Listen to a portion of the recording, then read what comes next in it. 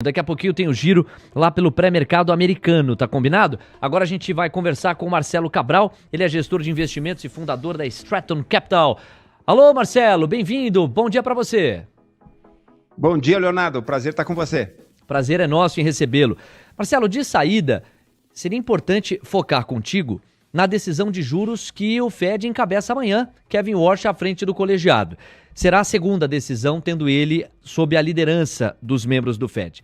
E para boa notícia dele, não tem dot plots. Ele não gosta de dot plots, amanhã não é dia. É só na próxima reunião. Ocorre que o gancho para eu perguntar a sua expectativa passa pela Fed Watch.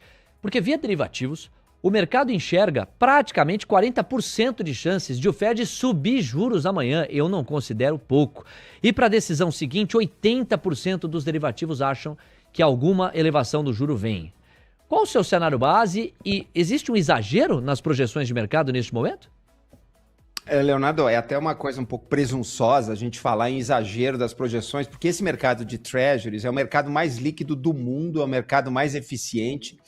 Então, a gente questionar isso é um pouco de pretensão. No entanto, dito isso, eu acho você falou praticamente 40%, é isso mesmo, fechou 38% de probabilidade ontem de haver um aumento agora na taxa. Eu acho que isso não vai acontecer, eu acabo discordando dessa previsão, acho muito pessimista, porque por várias coisas. Em primeiro lugar, a gente sabe que o Kevin Warsh está mudando muito dentro das práticas do Fed, da estrutura do Fed. Ele criou grupos de trabalho, né, task forces, para analisar várias coisas. E antes da determinação, da conclusão desses grupos de trabalho, eu acho difícil que eles tomem uma atitude que seria controversa de aumento de taxa de juros. Por quê? Porque o core, o índice core, o que é o core?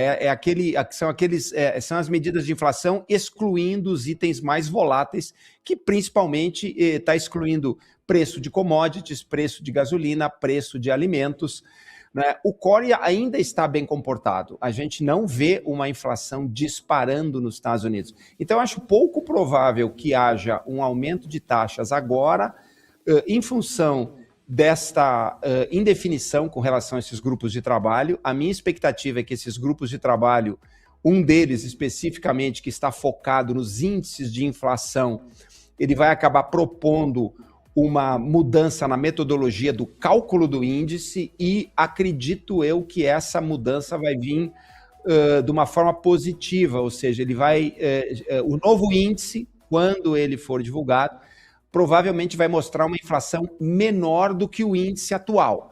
Então, eu acho que diante disso, considerando a volatilidade do preço do petróleo, e considerando que talvez o choque no preço da gasolina, né, por conta do conflito no Irã, já tenha passado, esse pior choque já passou, né, eu acho difícil que o Fed suba as taxas. Então, eu vou discordar aí, respeitosamente, vou discordar desses 38%, 40% de probabilidade, e discordo também desses 80% lá na frente. Eu acho que a gente vai ter um Fed on hold, né, taxas estáveis até o final do ano. 9h50, esse é o Marcelo Cabral, às terças-feiras, das 9h45 às 10, com a gente aqui. Bom, a quarta-feira não vai ser marcada apenas pela decisão de política monetária americana. Nós também teremos balanços de Big Techs. E que momento para falar de balanços de Big Techs? A gente tem os números de Meta e de Microsoft sendo passados a limpo. Na quinta-feira, dia seguinte, tem Amazon e Apple. No instante em que as chamadas hyperscalers vêm sendo questionadas pelo mercado, Marcelo. E por quê? Porque elas insistem em anunciar CAPEX mais encorpados, quer dizer, mobilizar mais recursos para a expansão da infraestrutura, a fim de acomodar a demanda de inteligência artificial. E agora com o fluxo de caixa livre negativo, o que dá ao mercado mais questionamento sobre a sustentação destes movimentos. No paralelo, uma China que vai sofisticando a sua produção de chips e contrata uma derrubada para o setor de semicondutores. Queremos ouvi-lo sobre esse gancho, Marcelo, à vontade. Leonardo, sensacional essa pergunta. Esse é o ponto mais crucial para o mercado internacional hoje, especificamente o mercado de renda variável nos Estados Unidos, né? US Equities.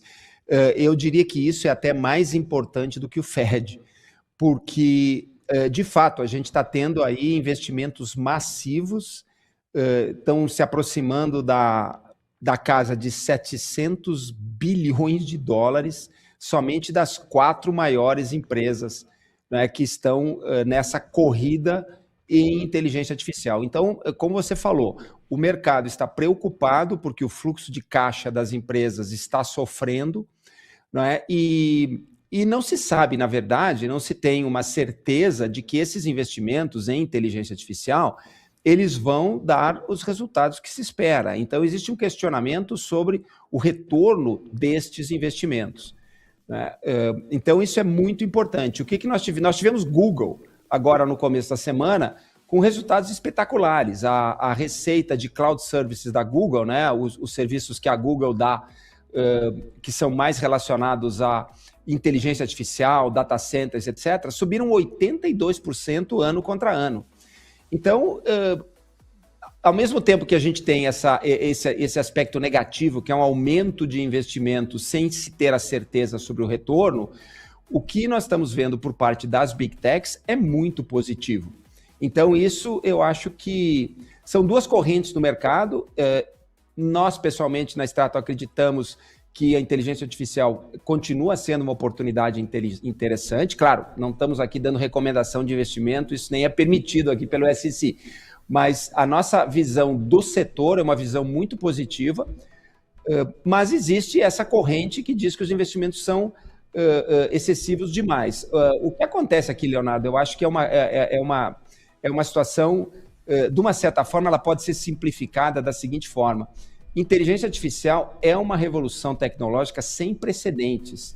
Então, eu acredito que esses investimentos vão dar resultados. É claro que nem todas as empresas vão ser bem-sucedidas nessa corrida, né? E aí você falou de Meta. Meta é uma situação muito interessante, porque a Meta teve um artigo interessante hoje no Wall Street Journal, hoje de manhã, que mexeu um pouquinho com o pré-mercado da Meta, mostrando uma série de ações legais, né?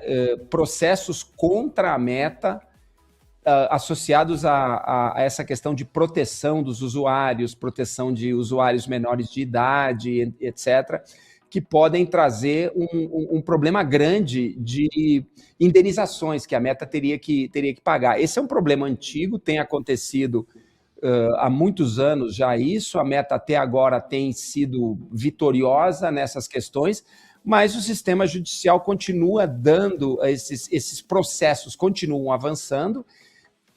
E esse artigo do Wall Street Journal hoje fala de possíveis indenizações de até $1 trilhão. Quer dizer, Uau. Isso seria catastrófico para a Meta. Então, eu acho que o mercado está olhando com muita atenção hoje, e principalmente a conferência, né, que a Meta faz depois dos resultados. Certamente vai ter muitas perguntas aí, a gente vai ter uma volatilidade forte na ação da Meta, eu diria hoje e amanhã, possivelmente. Bom ponto. Neste instante, o mercado não parece precificar o tamanho desse risco, digamos, judicial ou jurídico, na medida em que os papéis avançam 0,9%. Mas, por certo, uma variável que estará de maneira constante na matriz de risco de quem monitora META Meta. Nós estamos recebendo Marcelo Cabral, nosso tempo está começando a se esgotar. Eu vou separar como último gancho aqui as reflexões que você construiu a respeito do iene e do Japão. Estamos falando do pior momento para a moeda japonesa dos últimos 40 anos. Isso se dá num contexto de expansionismo fiscal que a primeira-ministra japonesa não pretende abandonar no curto prazo.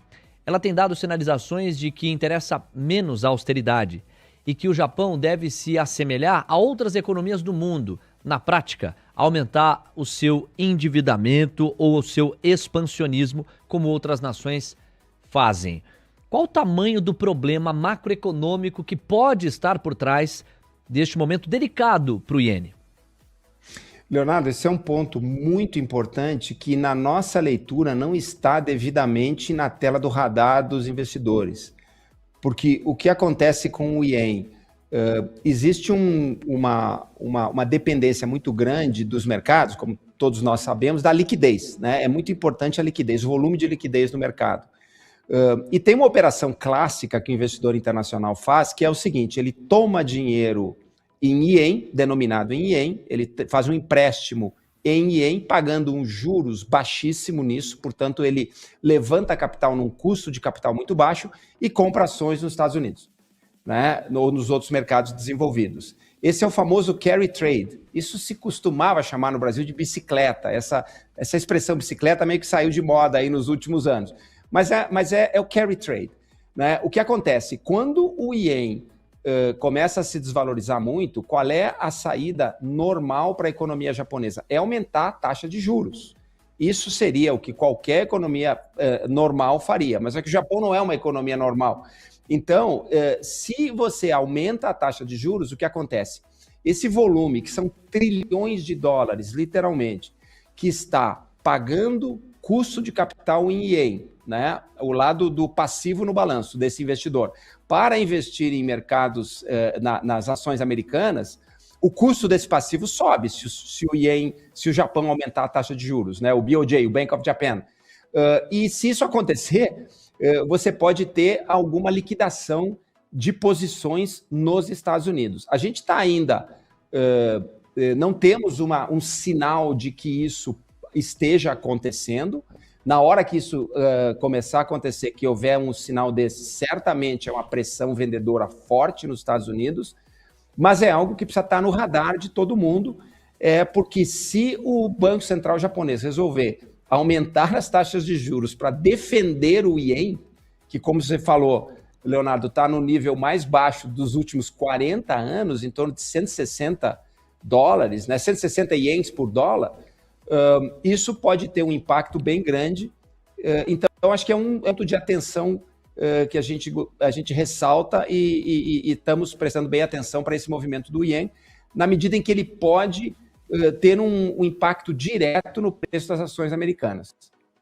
Quero agradecer muito, Marcelo Cabral. A gente volta a conversar na próxima terça-feira. Meu amigo, uma ótima semana para você e até. Igualmente. Forte abraço. 1 minuto.